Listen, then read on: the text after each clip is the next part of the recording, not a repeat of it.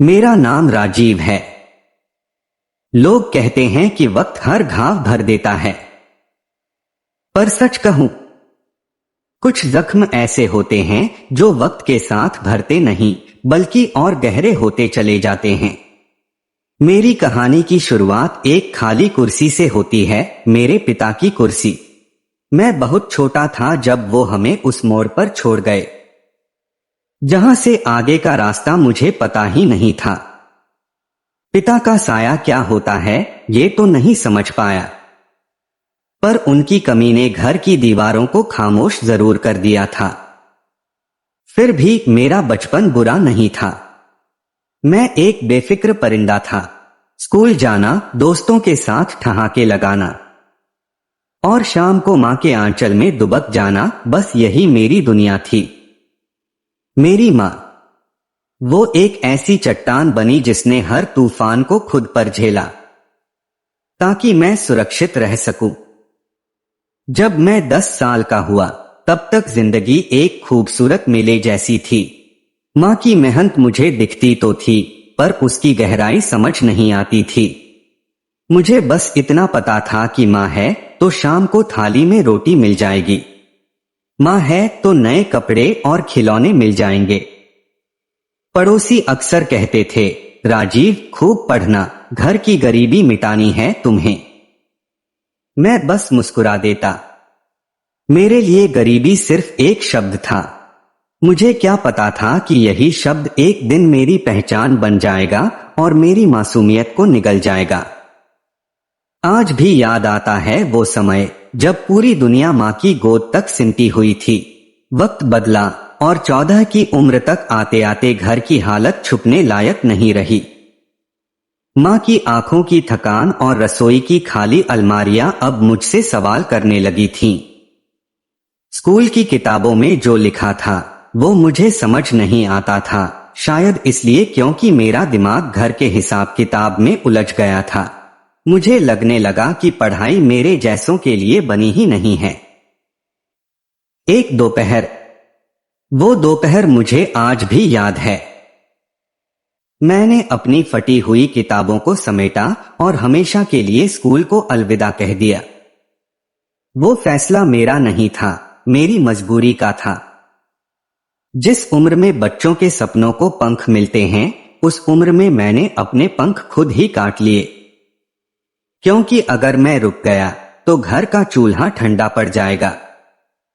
उस वक्त लगा कि मैं मर्द बन गया हूं, घर संभाल रहा हूं, पर हकीकत में मैंने अपनी जिंदगी का सबसे कीमती हिस्सा दांव पर लगा दिया था।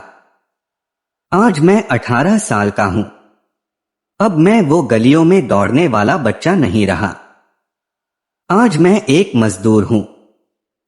जब दोपहर की तीखी धूप मेरी खाल जलाती है और ईंटों का भारी बोझ मेरी पीठ को झुकाता है, तब मुझे उस स्कूल के ठंडे कमरे की बहुत याद आती है। जब मैं अपनी ही उम्र के लड़कों को कॉलेज के गेट पर हंसते बोलते देखता हूं तो सीने में एक अजीब सी टीस उठती है।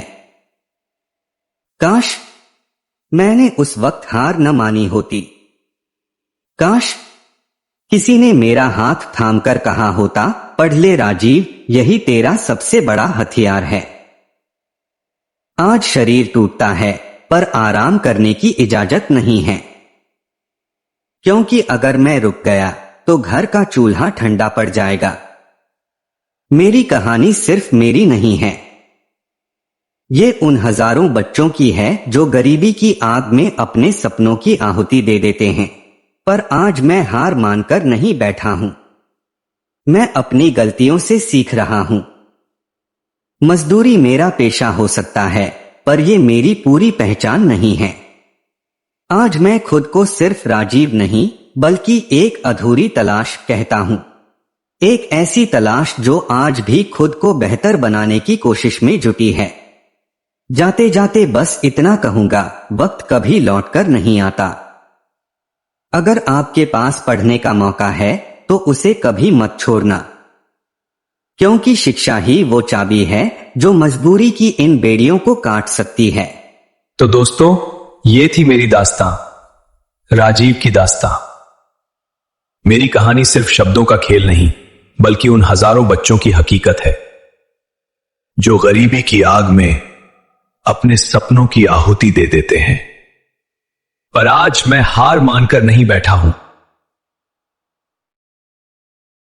मजदूरी मेरा पेशा हो सकता है, पर यह मेरी पूरी पहचान नहीं है। जाते जाते बस इतना कहूंगा, वक्त कभी लौटकर नहीं आता। अगर आपके पास पढ़ने का मौका है तो उसे कभी मत छोड़ना, क्योंकि शिक्षा ही वो चाबी है जो मजबूरी की इन बेड़ियों को काट सकती है। हेलो दोस्तों, उम्मीद है आपको यह कहानी पसंद आई होगी और इससे कुछ सीखने को मिला होगा। अगर इस कहानी ने आपके दिल को छुआ है तो एसपीएम अजित ऑफिशियल स्टोरी को सब्सक्राइब जरूर करें। इस वीडियो को लाइक करें और अपने उन दोस्तों के साथ शेयर करें जिन्हें आज एक प्रेरणा की जरूरत है। आपकी एक छोटी सी कोशिश किसी की जिंदगी बदल सकती है। मिलते हैं अगली कहानी में, तब तक अपना ख्याल रखें।